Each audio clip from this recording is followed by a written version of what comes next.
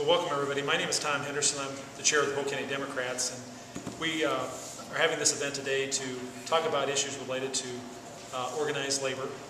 We've invited Senator Lena to come to the state of Iowa to be a part of a fundraiser we're going to have this afternoon at Roxanne Conlon's house on behalf of the Polk County Democrats.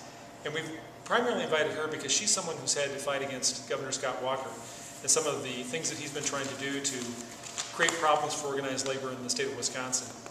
And but for a 2-vote majority in the state Senate, we were concerned that Iowa will face the same type of problems if we don't maintain a Democratic working majority in hopefully both houses in the upcoming election. We have friends of organized labor that are behind me and to the left here that have come to join in this press conference and to express their concerns about Wisconsin, and also to hear from the senator about some of the things that she encountered while she was fighting this last session up in Wisconsin. Well, it's my great privilege to introduce a good friend of mine, Representative Bruce Hunter, who will introduce the senator. Bruce? Thank you, Tom. Iowa is faced with a lot of the same issues that Wisconsin is, except for the 2-person majority we have in the Senate. As you know, the Republicans and Governor Branstad this session tried to put in what they were calling Wisconsin Light legislation through the state of Iowa, which actually, if you looked at it, with the free agency and insurance and everything, it was almost more onerous than the Wisconsin bill that they were fighting. We let them know in no uncertain terms that we were willing to fight for working men and women in this state, though. That if any type of bill would come up this session or next session that would in any way trample or diminish the voice that the working men and women of the state have in their work site, or in any way diminish collective bargaining rights that the people of Iowa now enjoy, we're going to fight, and we're going to fight hard. We will fight at least as hard as the 3-day battle that we had for this bill. And we will let the people of Iowa know that there are some people in these chambers that are supportive of collective bargaining rights and are supportive of working men and women having a say in their own working place. That being said, we were all inspired by what happened in Wisconsin over the last several months. In fact, all of this year. And one of the Wisconsin senators that took it upon themselves so that a collective bargaining bill that basically would destroy collective bargaining in Wisconsin couldn't take place, left the state of Wisconsin, excuse me. We would have invited them over to Iowa, but they never asked. I so much respect the courage that it took to stand up to Governor Walker in Wisconsin and to let them know in Wisconsin as in Iowa that these things aren't going to happen without a fight. With that, I would like to introduce one of those senators that had the courage to leave the state instead of having to put up with what Governor Walker and the Republicans of Wisconsin wanted to put forward. Senator Taylor is currently in her second term as a Wisconsin senator, and I think I'll let her tell the story. She can tell it a lot better than I can. Senator Thompson, or Senator Taylor.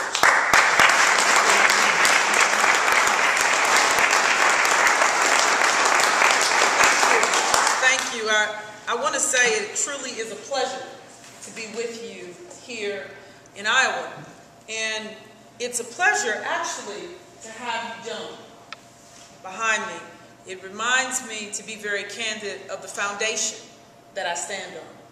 The reason that I've come is to really say to you, like Paul Revere kind of, said the British are coming, I'm saying, the Republicans are radical. The Republicans are radical, and they're coming to a place in a town near you. And the reason that it's important for me to say that is because I'm not only a state senator, I'm the 1,000th senator to be sworn in. I'm only the 20th woman in the history of our state to be a state senator. I'm only the 5th African American and the 2nd African American woman. And for me, I say those things not to offend, but because to whom much is given, much is required, is the kind of motto that I grew up with and the kind of foundation that I grew up with. So I really believe that I live the American dream. And for me, the American dream for my family was founded in my father, as I said to the iron worker, my father who was a steel worker. My father worked a job that gave him good wages, benefits, a pension, and health care, so that he could ultimately give us an opportunity to live on the side of the tracks that we couldn't live on originally, without a fight that had to happen for equal housing opportunities. My father worked that good paying union job, and it was because of that that I was ultimately able to go to college. And the truth is, I really didn't want to go to college, but I had a mom. She told me I was going to college. She picked my school, my major, my counselor, my classes, my dorm room, my furniture, the driver at the time we were going, did the application, and she took me there.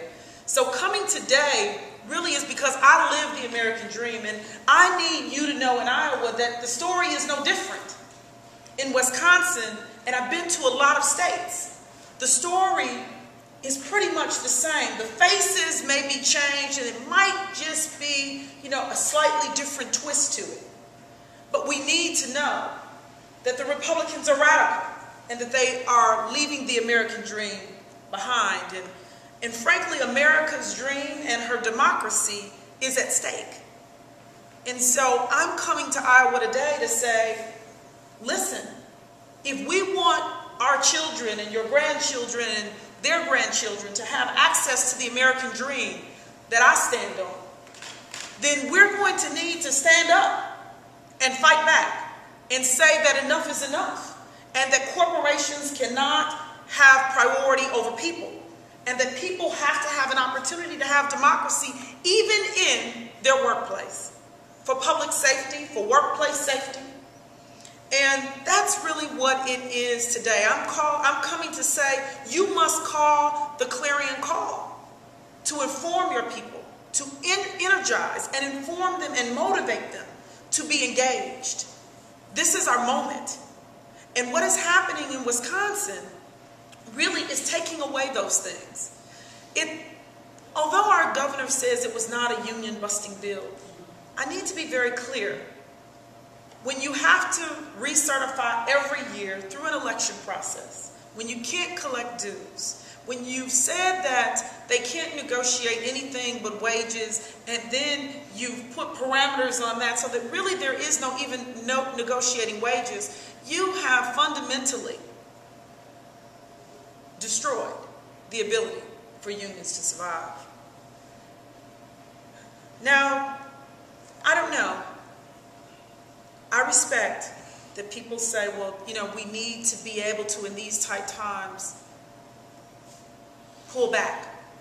But there's a difference between pulling back and taking away the table of which we go to negotiate and to speak our differences. In Wisconsin, our governor has taken away the table, and ultimately, for all intents and purposes, really taken away an opportunity for individuals to be able to have those quality paying jobs, because ultimately what we know is true, and Texas is an example, is that in places where you don't have strong unions, you ultimately end up having lower paying jobs, jobs that make it virtually impossible for families, for fathers and mothers to be able to send their children off to college and give them those kind of opportunities, because who can do it on a minimum wage paying job? So I'm coming to Iowa to say we're very much alike, and the story is very much the same. And I just need you to know that the Republicans are coming, and they're coming very radically, and that we have to stand up, fight back, and more importantly, engage, I hope, across the table to say, this is what we need. So that's my reason for being here. I'm excited to be with you and to be able to share my story. I think that it's crucial, because I'm hoping that through this process of going to different places that people will awaken and realize that we need to allow differences to exist, but to come to a table to have those discussions, and that radicalism is not okay. Extreme radical choices that ultimately says it's one way or the highway, and that people are not allowed to engage, whether they're in the workplace or not, that's not acceptable. And we've pushed back in Wisconsin, and we're saying to you, push back, fight back. We wish we had the 2-seat majority in the Senate like you do, but we did gain 2 seats. And out of 9 recall elections, I have to tell you, I am proud to report, out of 9 recall elections, 6, we went to the Republicans' backyard and we went in their sandbox and we took 2 toys home and put our name on them in permanent magic marker. And so we've now made it where they only have a 1-vote majority. And the wonderful thing is that 1-vote majority is an individual who stood with the Democrats on the issue of democracy in the workplace, better known as collective bargaining. We'd love to take questions if you have any, or if you want to engage us. We'd love to have some conversation. So the recall elections you see as a victory? Oh, for sure. But you didn't gain the majority. Well, we did not gain the majority, and clearly it would have been nice to be in the majority and to have completely eliminated the ability for them to move forward on the governor's radical agenda. However, I don't know, I'm not really big on sports, and, completely. I love the Packers because it's a requirement in Wisconsin. And now the Brewers, I'm definitely, I even wore the Brewers colors for you today. But the issue is, if there were 9 races and we won 5, last I checked, that's the majority of the races that were won. Of all of the Democratic seats that they tried to recall us in, including the recall effort that they tried on me, and it's my understanding they were able to acquire 2 signatures for the recall election. For me, I'm going to go and try to have dinner with that couple when I get a chance. But even though they tried to recall individuals, they weren't able to. And then on the 3 Senate Democrats, they were not able to win any of those races, and they won them hands down strongly. On the 6 Republican races, every one of those races was a pure fight. They put $40 million in those races, a lot of negative ads, and most importantly, we took 2 of those seats that were Republican districts where they maintained those seats in that tidal wave of Republican votes that happened when President Obama was elected. Those Republicans were able to maintain in their districts. So those are extremely solid Republican districts. We went and we took 2 of those. And I call that a victory every day of the week. And when it is now a 1-vote majority, and that 1-vote majority is somebody who voted with the Democrats, I don't know. I got a feeling that people are a little nervous whether they show it or not. And lastly, if you tally up the votes, even though we did not win the majority, what we did do, if you tally up the votes, we had the majority in a statewide election. So for all intents and purposes, come January 3rd, I think Governor Walker needs to be concerned about the recall effort that will happen on him. We do intend to collect signatures. We do intend to move forward. Now, the sad part is the Republicans, it's my understanding, are trying to potentially do a piece of legislation that prevents us from doing recalls. So clearly, they know that what we did was a huge victory. And that's why they're trying to, again, change the rules to deny people access to their government and to deny them a voice. And that's really the issue. I think that all individuals, Republicans, Democrats, independents alike, should be concerned about government that says we will deny people access to their government. We will deny them access to their house. We will deny them a voice. So I see it as a victory. Long answer. Short of electing different people to office, what advice would you give people in Iowa who want to prevent what happened in Wisconsin? I'm going to be very candid. I think standing up and doing as Iowans did when they came to the Capitol and 1,000 people came and made sure that their voice was heard, I think that it will make individuals who are in power pause and realize that the citizens of this great state that you are in have an opinion and have a voice, and that they demand to be heard. And if you stay home and you don't choose to rally, you don't choose to write your legislator, call your legislator, engage your legislator, then you are really silently saying it's okay. So it's important, even if you, for example, don't win the majority, as we did, it's important to send your message, because by doing that, I think that you make people, legislators, pause in their thinking and potentially can change the tide. I'll give you an example. In our state, we could not stop them from doing the bill. However, because of all of the efforts that have happened, now all of a sudden our governor is singing a different tune. Well, I think it's important that we work together. And I'm looking forward to people that I can work with across the aisle. The people stood up and created a movement, and because of that, the governor is now singing or speaking a different tune. I think it's important for Iowans to know that, especially since you have two houses controlled by different parties, I think it's really important that they know that it's important to stand up, make sure that their voice is heard, because ultimately they may have legislators, electeds, even the governor, sing a different tune. The governor from, I want to say it was Indiana, I may have the state wrong right now, but completely, Ohio, backpedaled. I want to say it was Indiana, but anyway, backpedaled on his position. And in Iowa, he backpedaled after they went and got 1 million more signatures than they needed. They needed 200,000. They got 1.2 million. Then all of a sudden he said, well, you know, I'm willing to negotiate.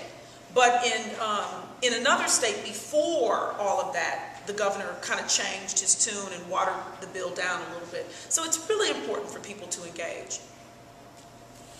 What is your travel schedule?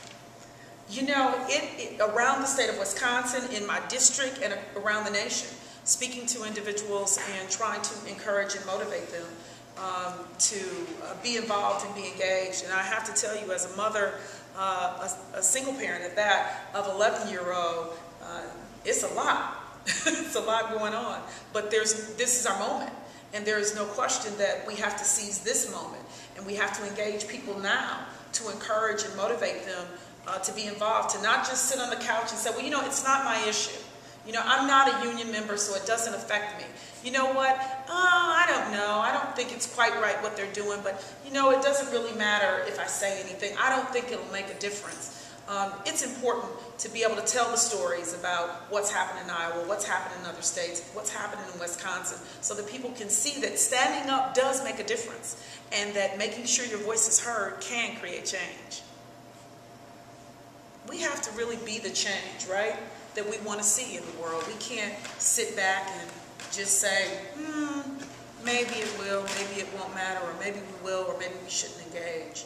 So I've been going to quite a few places. I have to ask my staffer all the places I've been, because I have to tell you, it becomes a blur after a while everywhere that I've been, but I can tell you that everywhere that I go, I've learned one thing for sure, that the faces may be different, but the story really is the same. This is an issue that's happening around the nation. Do you think the stakes are higher in Iowa with the caucus coming and all the focus on the GOP nominees for president that are running around our state lately? I think Iowa's huge in this, and I think the fact that you have a 2-seat majority means that they're going to be gunning for some individuals, and they're going to be coming after individuals. And so I think that this is going to be a huge discussion in the national elections and in the presidential elections. And if it's not, we surely should make sure that it is. You'll be key. You'll be before Wisconsin. We'll be following your lead this time. At least in your fight. Anyone else? Thank you so much. I appreciate your time.